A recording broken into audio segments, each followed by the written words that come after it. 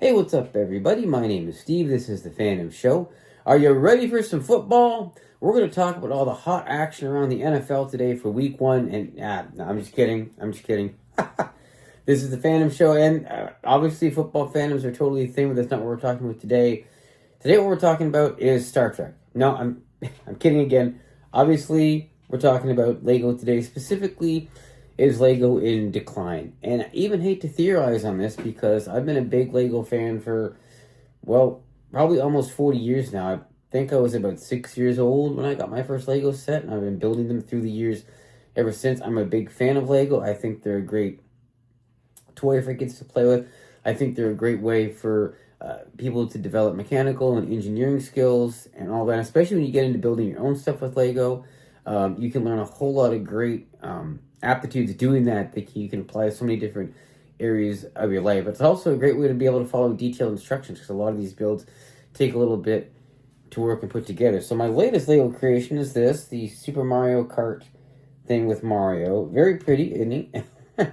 For the most part, I didn't have too much hard time building this. The head gave me a little bit of an issue, but other than that, things went pretty smoothly. So if I'm saying that, you're probably wondering, well, why the heck am I talking about Lego being in decline? Well, I've just been noticing a few things. In fact, this is not right word. There we go. Snapped in all the way. I've noticed a few things in building some of these recent Lego builds. I did this Darth Vader one a while back. Obviously, Mario was my most recent one. But in putting these things together, I've noticed a couple things. So number one reason why I think Lego might be in decline is some of the choices they make and how these things are put together are really odd to me. Like, I'm not going to break this apart and show you, but inside this head, there's plenty of empty space and kind of odd little things going on. And like when you're building things with Lego, typically you want to build them to be pretty sturdy, right? So there's the classic cross brick thing where you go brick, brick, brick, brick, brick. There's numerous variations of that, but basically want to be constantly reinforcing so that the final product comes out to be, excuse me, strong and sturdy. So this Mario Kart thing is great. I will not take this outside and play with this because I'm too afraid that I would break it. Not that I would drop it and break it, but that I would break it because it's, and I wish you could feel it in my hands. Like, it feels sturdy enough in my hands, but I can even tell holding it that it's not, super sturdy. It's not meant for play. This is just meant for display, which, okay, some Lego stuff is probably meant more for display than play. Same thing with this Darth Vader helmet. But at the same time, if I have something I'm going to display somewhere, I'm going to want it to be at least sturdy enough to, be moved around a room a little bit, be, touched by people, things like that. These sets are, I don't really know. You have to be very careful with both of them. I also have, you can't see it, but at the top of this bookshelf here, on my right, there's a Millennium Falcon up there, similar in size to this. And it was a bit of a pain in the butt to build. I finally got it up there, but it had some weirdo things too. And I don't really know if Lego, get my brands mixed up here. Lego does this stuff because they're trying to save money or because they're trying to challenge themselves. Hey, how can we put some cool stuff in this build? But some of the design decisions don't really make a lot of sense to me. Now, I don't work for Lego. I don't design Lego sets for a living. I'm just a guy who's played with this toy for a long, long time and has a few opinions. So, for example, on this Mario set, there's a couple points where they take these, they're called Technic blocks. I don't know if you can, whoop, that was a big fat fail. It's basically these blocks with holes in them. They're called Technic blocks. Here's a little Lego Mars rover that I have, and as you can see, there's more little bits and pieces. That's called Technic. So in this Mario build, they take these Technic blocks, and have you put these two little axles, I don't know what Lego actually calls them, I call them axles, in here. And then there's another part on the Mario build that connects with these axles and sort of brings it all together that way. Not that that's something that you can't do in Lego, but I question the decision-making when it comes to doing something like using these to connect something versus just connecting it with traditional Lego bricks. Because, as you know, this might be a little more interesting to do, but at the same time, to get that sturdiness out of a Lego build, you need to be, you can't do it with this. You need sturdier bricks to be able to do it. Not that Technic is badly built stuff. In fact, they're considered the most sturdy kind of Lego bricks because they are used for more technical builds. But I just think some of these sets that Lego's putting out are some questionable design choices. I think they could be sturdier. I think they could be a little simpler to put together.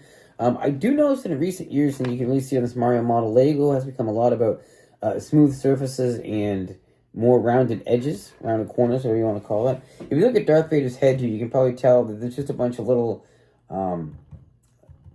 Lego dots. I can't remember what these are called. Not studs, but anyway, the little circle things you put the Lego on. There's a whole bunch of them on here. And a lot of times in the past, when you finish the Lego build, you're going to have a bunch of these left over because that's the nature of Lego. You know, they're, generally speaking, they're much more right-angled, square, whatever, which makes sense because building blocks, right? But nowadays, they put in more stuff that's smooth and rounded. It just makes for a more complex build. Now, don't get me wrong, it does make the finished product look sleeker. I do like the fact that with this finished Mario model, with a few small exceptions, there's virtually no blank studs showing on this anywhere versus having them all here on Darth Vader's helmet. So, aesthetically, it is very pleasing, but in terms of design, it can be, I think, can make the builds a little more trickier. As far as quality of the bricks themselves, I still say that Lego bricks are some of the best quality bricks on the market.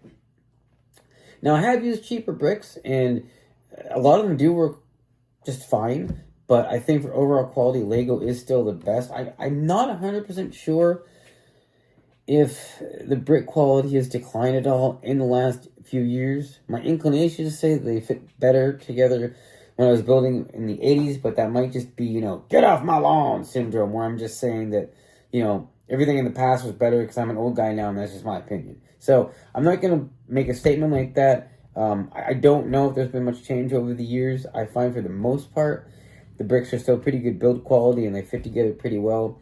A couple years back, there was an issue where they had a whole bunch of bricks of a certain color that were very easily breakable, but that was because there was a screw up in the manufacturing of a series of those bricks that caused a flaw that rendered them easily breakable. I have run across a few of those. That's how I discovered there'd been a flaw, because I was like, why the heck are all these pieces breaking on me all of a sudden? I'm certainly not rough with Lego, at least not anymore. I was kind of rough on them when I was a kid, but even when I was a kid, I didn't break many. So anyway, potential brick quality issues. Again, I don't know for sure if that's the case, but I really wonder about, you know, if these are the same quality bricks that I grew up playing with as a kid. And the third question that I wonder about, well, not third, but next question I wonder about why Legos decline is the prices. You know, everything's getting more expensive these days, of course. Lego in particular is getting more expensive. And, you know, this week they announced their big new set, which is a Death Star moons. It's a Death Star set, but it's not round. It's just like a slice of the Death Star with a bunch of stuff in it. It looks kind of cool, but they're asking $1,000 for this. And it's like, you know, I don't really care how awesome a Lego set is. I just can't see myself dropping $1,000 on many Lego sets. I mean, there are tons of sets out there that are like $200 or less that I could buy and have a great time building. This Mario set, by the way, was about $155. So I can never see myself dropping $1,000 on a Lego set. Now, another thing about this is Lego made a big deal with this. Hey, we're announcing a new big set for the fall. Check out the live stream. You can win prizes, and we get another Star Wars set. Now, don't get me wrong. Lego Star Wars is really cool. It's one of their best-selling sub-brands. That's awesome. But, you know, they've been doing this for 25 years now, and they've really, you know, they've milked the cow pretty good. There's like, I don't know, 5 different versions of the Millennium Falcon they have now, and 4 different versions of the X-Wing, and about 3 different versions of every other Star Wars ship you could think of. So it's just getting kind of repetitive to me. There are rumors that there's going to be some Star Trek sets coming out this fall, which would be awesome. But I don't know. We'll have to wait and see what Lego does. So in terms of, is Lego in decline? I'm going to go ahead and say that I don't necessarily think that they are. I do think, like any other company, they're prone to making bad business decisions sometimes, and I do question, as I mentioned earlier, some of the ways they have us put these together in terms of the innards of these things, but maybe they were that way for a reason I don't understand, because I don't design Lego sets for a reason, or for a living. In any event, you know, I still enjoy building Lego. It's still something I'm going to keep doing on the regular, and as I said, you know, in the case of Mario here, he looks quite cute and all that, so I'm proud to have him around. So I don't think Lego's in crazy decline, but I do think there's some areas that they have to work on where the business could be improved. On the non-Lego stuff, a few other things in the fandom world this week. So we got a teaser image from Star Wars Starfighter. This is a new Star Wars movie that's coming out in 2027. It's set 5 years after the events of Rise of Skywalker, but it will not feature any Skywalkers. It's going to be all new characters. I'm not 100% sure about the storyline.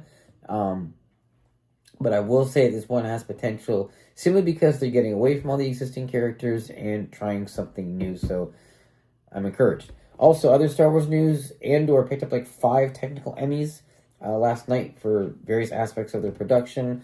The main Emmy ceremony is going tonight. They could pick up more. Really, really well done show. Still my favorite Star Wars show of all time. I mean, it's absolutely fantastic. So I'm glad they were recognized for that, because I honestly think that Andor is the best Star Wars that Disney has ever put out. Street Fighter 2. There's a new Street Fighter 2 movie coming out. Cast was released about a week ago, and what a cast it is. We've got Cody Rhodes and Roman Reigns from WWE. Jason Momoa is going to be in the movie, and there's a whole bunch of other actors that have signed up to play these characters. Supposedly, the movie's going to be set in the 90s, which makes sense because Street Fighter is an out-of-the-90s franchise. So I have faith in this. I think that even if it turns out to be a silly movie, it's going to be a silly movie in a really good way, and it'll probably be entertaining no matter what. So fingers crossed that one ends up pretty well. And I do want to say that even though the first Street Fighter movie was kind of screwy, the performance of Raul Julia as M. Bison was absolutely fantastic. He would have been like the last guy anybody would have thought for that part, but he did an absolutely fabulous job. I mean, of course, it was a B movie, so it wasn't an Oscar-worthy performance, but he made it really, really entertaining. Hopefully, this next Street Fighter movie sets the bar a little bit higher, but again, like I said, I'm optimistic for it, so hope good things are on the way. I mentioned Cody Rhodes and Roman Reigns a little bit ago. Speaking about wrestlers, I saw an ad earlier today for WrestleMania fan packages. So there's this company called On Location, and they will give you fan experiences for WrestleMania. And so it's basically a built-in thing where for a set amount of money you get like a ticket and VIP access and sometimes meet and greets with some of the wrestlers and collectible merchandise. It's one of those things where, you know, the more you pay, the more robust an experience you have. Now, some of the things are kind of interesting, but the top tier of the package, and I'm blanking on what it's called right now, the top tier package costs about $35,000, and for it you get, you know, quite a few things, but the main things in it are you get a ringside seat, close ringside seat for both nights. You get to take a photo at ringside with WWE superstars. You get to take a photo in the ring, and you get to actually walk down the WrestleMania entrance aisle, which, I mean, okay, that's cool. I'm not going to deny that's cool. But $35,000, I mean, come on. If you had that kind of money, wouldn't you be more inclined to, like, buy a car or take a European vacation or something than go to WrestleMania? And I say this as a huge wrestling fan.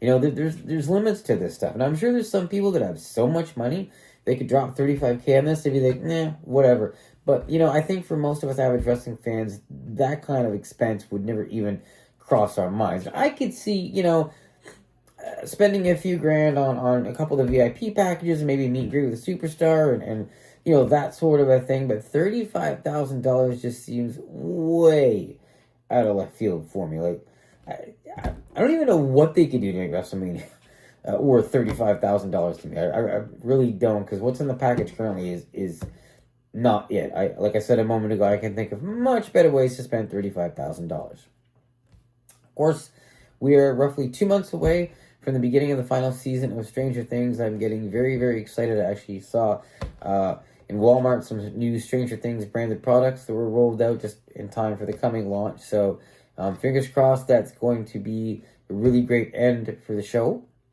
And the last thing I wanted to mention is I sat down last night and I watched the new Naked Gun movie with Liam Neeson. I thought it was pretty fun. It's kind of cool to see a movie like that in that style, where it's just a continuous jokey kind of silly comedy, like dad joke central. Just an example, there's a point where he's in the police station, and in the background you see a cop come out of the cold case room, and it's like, you know, it's like it's coming out of a beer cave, like it's a refrigerated room, like literally cold case. There's all kinds of stupid jokes like that in the movie, which Naked Gun is known for. It was not as good as the original, which most of these, you know, reboots, remakes are not. But I thought it was very good for what it was. Liam Neeson is no Leslie Nielsen, but he did a great job, and it was a fun movie. I don't regret sitting down to watch it, and I had definitely a good time for the 90 minutes I spent doing that yesterday. That's about all I have today. We're heading into Halloween season, so I'll have more cool stuff coming soon. As always, I thank you for watching, and I will catch you next time.